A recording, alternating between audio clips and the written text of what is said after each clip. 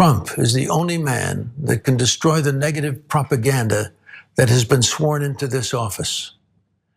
Can he be saved with the American people who believe in God's glory? Can we save our nation from the dark cloud that has been put upon our live streams? Yes, believe that the man that can help this nation, the one man that was ridiculed, destroyed as Jesus, Trump, can come back and save the American dream for all and make America great. Jon Voight, is Trump really like Jesus? Has he struggled like Jesus? Does he care about his fellow man like Jesus? Is he devout like you appear to be?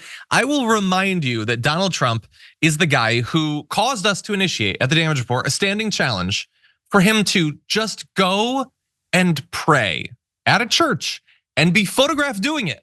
That's the whole challenge. And he has not yet been able to accomplish it.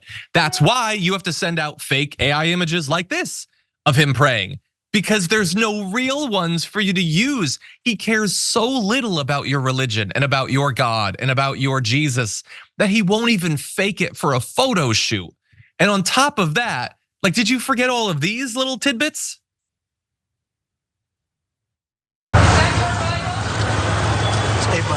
I hear this is a major theme right here, but 2 Corinthians, right? 2 Corinthians 3:17, that's the whole ball game. Where the Spirit of the Lord. An Old Testament guy or a New Testament guy? Probably equal. I think it's just an incredible, the whole Bible is an incredible, I joke very much so. They always hold up the Art of the Deal. I say my second favorite book of all time. This should be so no, look, some of those are unfair. When he talks about 3:17, the whole ball game, I am a biblical scholar, so I know what he's referencing there. It says in 3:17, and the Lord createth the outfield, and it was good. No, he doesn't know what it means. He doesn't know. I don't know what it means, by the way. You know why I and Donald Trump don't know what's in 3:17? Because we're both atheists, that's why. I at least will tell it like it is and say that that's what I am because I see no shame in it. He is lying to you. And much more importantly than that, he's doing a really, really bad job of it because he doesn't have enough respect for you to lie better about the fact that he's only pretending to share the same quote unquote values as you. That doesn't bother you, Jon Voight. It doesn't bother you, MAGA world, for some reason, but it's the truth, okay? And he's just gonna continue to make a mockery of what you believe every time he's asked about this. Yaz, what do you think about this? You're in, a Bible-loving territory. I am, yes, I am. So that verse, 2 Corinthians 3:17, it's about freedom.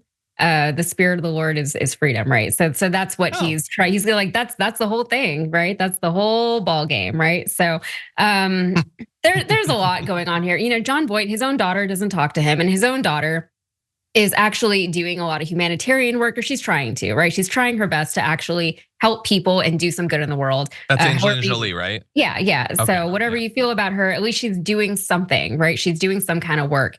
And then you have this guy, and how is Jon Voight even going to pretend to be in touch with the American people, right? He's been a celebrity for so long. He's a much older man. He's been a celebrity for most of his life. And he has very fraught relationships with the people in his life. And that's just what we know publicly. And now he's coming out saying all these things about Trump. And what's funny about all of this is in the video that I recorded this morning, I said, the Trump MAGA people, his supporters, they literally liken him to Jesus. And now we're covering this story here. So I stand, that I said what I said. Yeah, 100%. And look, we know that it works. Like, take a look at this chart. It's a breakdown of how often people, but this is back in 2020, attend religious services and who they're voting for. And those who attend religious services monthly or more often, for the evangelicals at least, they are overwhelmingly going to support Donald Trump. Now, I know what you're saying. They're going to overwhelmingly support any Republican, and that's true, but that's also kind of just another way of describing the problem. Mm-hmm. You say that your politics are driven by the most deeply held of beliefs. And yet the guy that you're supporting has made a mockery of every one of your commandments. He does not care about your holy book. He doesn't care about your prophets. He doesn't care about any of that stuff. He doesn't even care enough to fake it.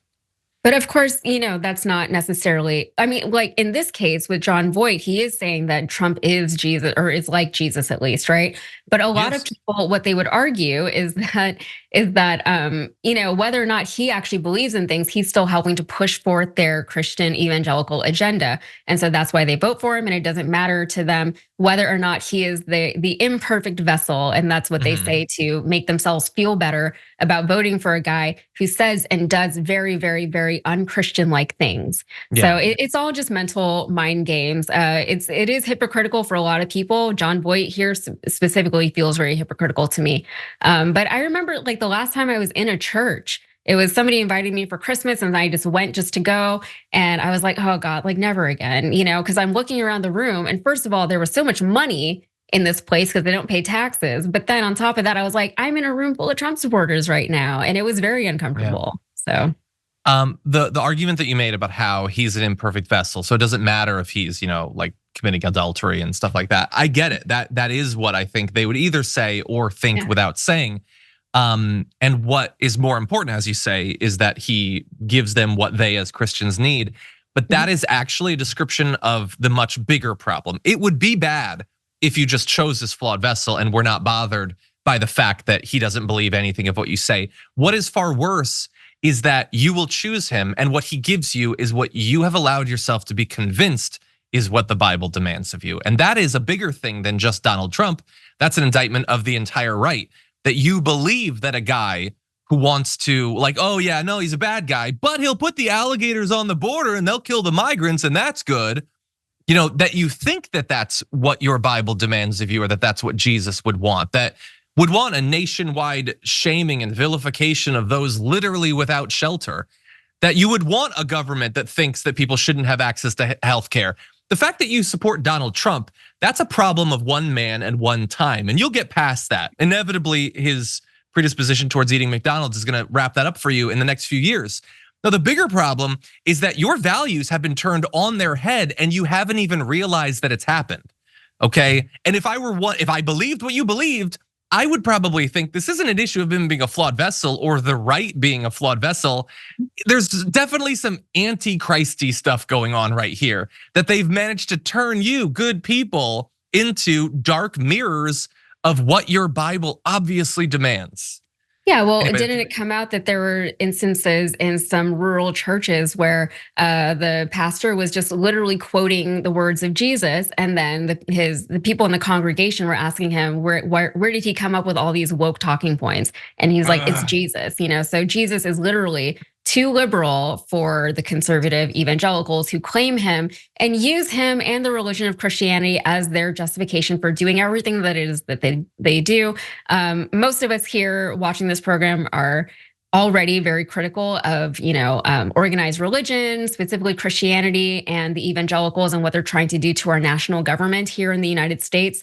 So I think we're ironically preaching to the choir here a little bit, but it is, thank you. But it is interesting because we're seeing them trying to grapple with the things that they say and do and the things that they say they want versus what they actually want, and the things that the ways in which they actually live their lives and the values that they actually do hold. Yeah.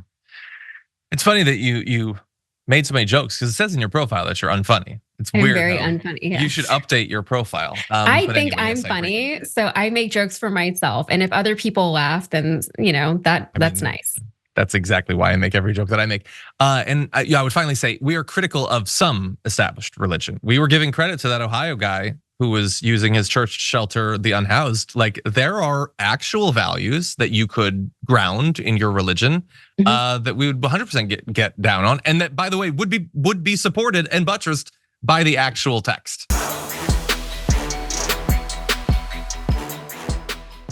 For more political news breakdowns, interviews, stories of activism, and me trying my hardest to care about the occasional big celebrity news story, subscribe to our YouTube channel at youtube.com/The Damage Report. And you can ring the bell wherever it is so you don't miss anything.